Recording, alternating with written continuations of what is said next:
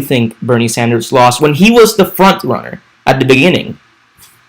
I think it's for a variety of reasons, and I actually made a video about this a couple of weeks ago, and I just think it's really important. Like, these are lessons that progressives have to learn moving forward. And so up until Nevada and South Carolina, and especially Super Tuesday, Bernie ran the perfect campaign. It was perfect. His strategy was, I'm going to get 30 to 35%. I'm going to get out enough young people. I'm going to get out enough working class voters. And we're going to put together a solid coalition to have a strong plurality. And that's what it was. Problem was, when the establishment got all together, you had Obama behind the scenes making calls, Pete dropped out, Amy dropped out, Bloomberg dropped out after Super Tuesday. There was a huge consolidation behind Biden, and the voters fell for it, right? And they didn't plot for that. They had to know at some point the dominoes were going to fall, and the establishment was going to make their final play, and they didn't prepare for it. Yeah, exactly. I think that is the major flaw of what occurred, because after when you have a one-on-one battle between you and whoever the establishment candidate is, who turned out to be Joe Biden, you had to frame yourself in a different light. Instead of just, I'm a democratic socialist, I yell and I scream and I stick to policy, right? That's enough for us, right? Because we're progressives down to the core. We love that shit. Exactly, But for average voters, for average, just regular people who are listening to CNN, MSNBC, and all that bullshit, they need to be spoon-fed.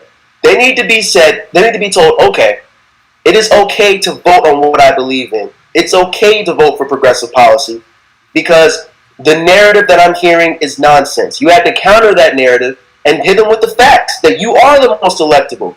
That Joe Biden's Hillary 2.0, Hillary lost, that's going to lose again. I mean, and you could have had surrogates out there, people not directly associated with the campaign, calling him out, saying that he's having cognitive decline. You know, you really could have been hitting these narratives. And I think it was incredibly beatable. But they didn't make the switch. They had to package themselves differently, make themselves more appetizing for moderate voters, but they just didn't. Yeah, I mean, I totally agree with what you're saying. I mean, it was a multitude of different things. Of course, the fact that, you know, all of the moderates consolidated a day before Super Tuesday, basically. Obviously that didn't help. But the thing is, Bernie should have known that was coming. I mean, they were already discussing that, and the mainstream media was already talking about that.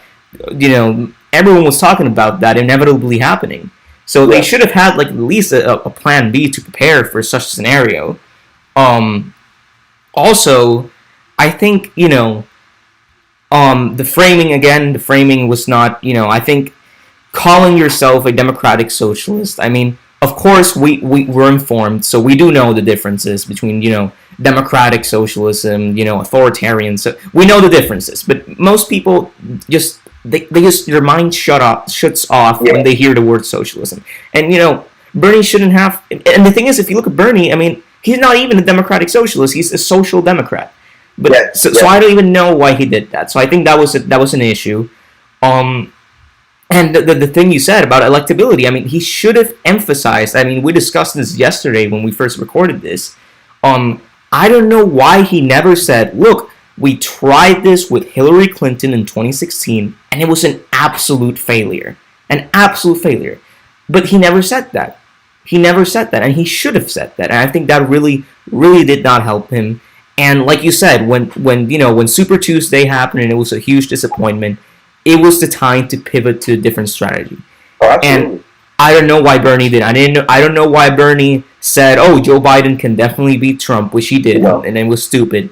And I don't know why Bernie just was so nice to Joe Biden in general. Like, I know, you know, what I've heard from different articles talking about this is that, oh, Bernie likes Joe as a person. And, you know, who knows? Maybe Joe is a nice person. I mean, I don't know him. But still, you're in a Democratic primary. You need to, you know, to aggressively highlight the differences in policy and electability between you and Joe. And he didn't do that. And, you know, it ended up in the catastrophe that, you know, that we saw take place. I mean, yeah, but I completely agree with you. Those, I think, two main factors are what progressives need to learn moving forward. Yes. One, you can't call yourself, you can't market yourself as a socialist. You can't market yourself in like this radical sense, because then you are giving them fodder to attack you. And that is all they're going to hit you on. Because then when they call you a socialist, you've already called yourself a socialist. You've already and for middle America, for people who are not as in tune to politics, as you say, that is scary stuff. Exactly. We're not that far removed from the Cold War. This is America we're talking about. Some people associate socialism with gulags, with Cuba, with Venezuela, with authoritarian disaster. And throwing yourself into that camp when you don't represent those policies at all, it's just political suicide. And I'll also say that moving forward, progressives have to try and change the strategy a bit and make themselves more appetizing to moderates, as you said. And that just means reframing it a bit. Yeah. You know? Just reframing, just saying, no, progressives are the real moderates. The real pragmatists. We're the ones who are the extremists. People who don't support you or your interests, they're the extremists. We're the moderates. The American people agree with us on the policy. Vote for us. And one final thing I would say is that in the time between now and 2024, it is imperative that progressives start to organize and consolidate and get all of the interest groups and all of the grassroots organizations and even secure endorsements behind the scenes for a candidate in 2024. Because we cannot afford to have another centrist be put up in 2024. We can't afford it. And also, I mean, this brings me to another mistake. I think, and I don't know if this really was Bernie, but the fact that Elizabeth Warren stayed until Super Tuesday, that was huge. Because, I mean, you see a lot of the states which Bernie lost narrowly. If Elizabeth Warren had dropped out, and not only dropped out, let's say progressives would have countered what the moderates did, but let's say, you know, Bernie would have countered, you know, Joe's rallies with Beto, Pete, and Amy with a rally with Bernie, Warren, Jang, and Tulsi. I think if that happened, we would have won a bunch of more states. I mean, we would have won Texas, we would have won Minnesota, we would have won Massachusetts, Maine.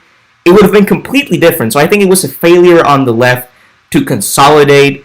I think, you know, and I think this is Warren's fault, to be completely honest with you. I don't know why Warren went with the whole sexist smear in early January. I don't know why that happened, because that hurt the left as a whole. Absolutely. That can't be a mistake that you make, and I think that comes with preparation. Bernie and his camp, they should have tried their best to consolidate the left behind them. I mean, all of the left behind them in between 2015 and 2020. And Elizabeth Warren should not have even been running in the first place. And if she was going to run, it should have already been an agreement that whoever was ahead once Iowa and New Hampshire voted, that was going to be the candidate that we threw our resources behind. Exactly, yeah. Yeah, we riding. Yeah, you know we vibing. Bitch, we just live.